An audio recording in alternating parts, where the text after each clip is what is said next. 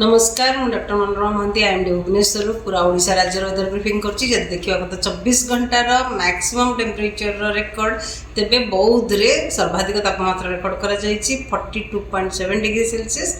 ता सहित heat wave तीनटा जिल्ला रे मध्य दुईटा जिल्ला रे मध्य रियलाइज हेछि आगामी लास्ट 24 आवर्स जदि रेनफॉल रेकॉर्ड देखा वर्षा किसी स्थान जिलार किसी स्थान वर्षा रेकॉर्ड करा जायछि सर्वाधिक वर्षा रेकॉर्ड करा जायछि कला कंधमाल जिलार दारिंगबाड़ी ठारे 58 मिलीमीटर। आमर आज पर्यंत टोटाल वर्षा आमर 1 जून टू नहीं कि आज 18 जून पर्यंत टोटाल वर्षा होइछि 54.5 millimetre against the normal value किंतु आमर रहइबो 100 मिलीमीटर जहाँफल कि आम 46% डिपार्चर रही नेगेटिव वर्ड माने कम वर्षा रही 46% कम वर्षा रही। संबलपुर रे मैक्सिमम टेम्परेचर रेकॉर्ड करा जायछि 41.5 degree Celsius Hirakud 41.4 degree Celsius Jharsuguda 40.8 degree Celsius Sambalpur ठारे स्वाभाविक तापमात्रा ठारू दिन तापमात्रा 4.9 डिग्री सेल्सियस अधिक रही झारसुगुड़ा 4.7 डिग्री सेल्सियस अधिक रही भुवनेश्वर 3.7 डिग्री सेल्सियस कटक रे 2.9 डिग्री सेल्सियस अधिक रही। वर्तमान जदि देखा आमर फोरकास्ट आगामी 24 घंटा किछि स्थान हल्का मध्यम वर्षा होवार संभावना रही सहित ऑरेंज अलर्ट जारी करा जायछि सुंदरगढ़ केउंझर मयूरभंज भद्रक बालेश्वर कोरापुट मालकानगिरी रायगढ़ गजपति कंधमाल कलाहांडी एवं नवरंगपुर जिले में जोठारे कि वर्षा सहित बिजुली घड़घड़ी झटका पवन 50 ରୁ 60 किलोमीटर पर आवर रहिबार संभावना रही। अलग जिला गुड़िक कामा स्थान में वर्षा सहित बिजुली घड़घड़ी पवन झटका पवन 40 ରୁ 50 किलोमीटर पर आवर रहिबो ऑरेंज अलर्ट जो जिला गुड़िक दि जाठारे झटका पवन 50 ରୁ 60 किलोमीटर पर आवर रहिबार संभावना रही। काली आगामी 24 घंटा मध्य गुलुगुली लगी रहिबो उपकूलवर्ती अंचल जिला गुड़िक जमती बालेश्वर भद्रक जाजपुर केन्द्रापड़ा कटक जगतसिंहपुर खोर्धा पुरी नयागढ़ गंजाम गजपति रायगढ़ कोरापुट मालकानगिरी जिले में सहित संबलपुर जिले में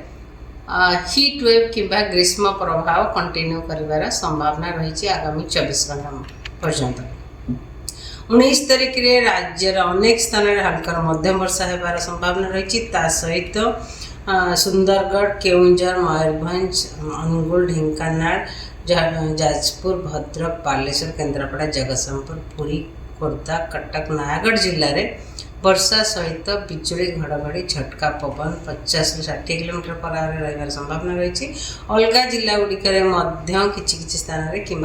स्थान में वर्षा सहित बिजुली घड़घड़ी झटका पवन 40 ରୁ 50 किलोमीटर पर आवर रहिबार संभावना अच्छी। काली जदि फोरकास्ट देखा गुलुगुली काली भी माने 19 जून रे गुलुगुली लगी रम उपकूलवर्ती अंचल जिला गुड़िक सहित रायगढ़ कोरापुट मालकानगिरी जिले में गुलुगुली 20 तारिख रे अनेक स्थान हल्का मध्यम वर्षा होबार संभावना रही राज्य में सहित आम उपकूलवर्ती अंचल जिला गुड़िक रायगढ़ कोरापुट मालकानगिरी जिले में वर्षा सहित बिजुली घड़घड़ी झटका पवन 40 ରୁ 50 किलोमीटर पर आवर रहिबार संभावना रही। अलग जिला गुड़िक मोस्टली वर्षा सहित बिजुली घड़घड़ी झटका पवन 30 ରୁ 40 किलोमीटर पर आवर रहिबार संभावना अच्छी। ता सहित गुलुगुली लगी रमर उपकूलवर्ती अंचल जिला गुड़िक रायगढ़ कोरापुट मालकानगिरी जिले 21 तारिख रे देखा किछि स्थान हल्का मध्यम वर्षा होबार संभावना रही सहित पुरी खोर्धा नयागढ़ गंजाम गजपति रायगढ़ कोरापुट मालकानगिरी जिले में वर्षा सहित बिजुली घड़घड़ी झटका पवन गोटे कि 2टा स्थान रही संभावना रही कि झटका पवन बेग रही 40 ରୁ 50 किलोमीटर पर आवर किंतु अलग जिला गुड़िक वर्षा सहित बिजुली घड़घड़ी झटका पवन 30 ରୁ 40 किलोमीटर पर आवर रही संभावना रही। 22 तारिख में राज्यर किछि स्थान हल्का मध्यम वर्षा रहा सहित मयूरभंज केउंझर बालेश्वर भद्रक केन्द्रापड़ा जगतसिंहपुर जाजपुर जिले में वर्षा सहित बिजुली घड़घड़ी झटका पवन 40 ରୁ 50 किलोमीटर पर आवर रही संभावना रही। अलग जिला गुड़िक वर्षा सहित बिजुली घड़घड़ी झटका पवन 30 ରୁ 40 किलोमीटर पर आवर हेबार संभावना रही। 23 तारीख एवं 24 तारीख रे राज्य रे किछि किछि स्थान रे हल्का मध्यम वर्षा रहबार संभावना रही। तो सहित मैक्सिमम टेम्परेचर किंबा दिन तापमात्रा जल्दी पूर्वानुमान करवा तेबे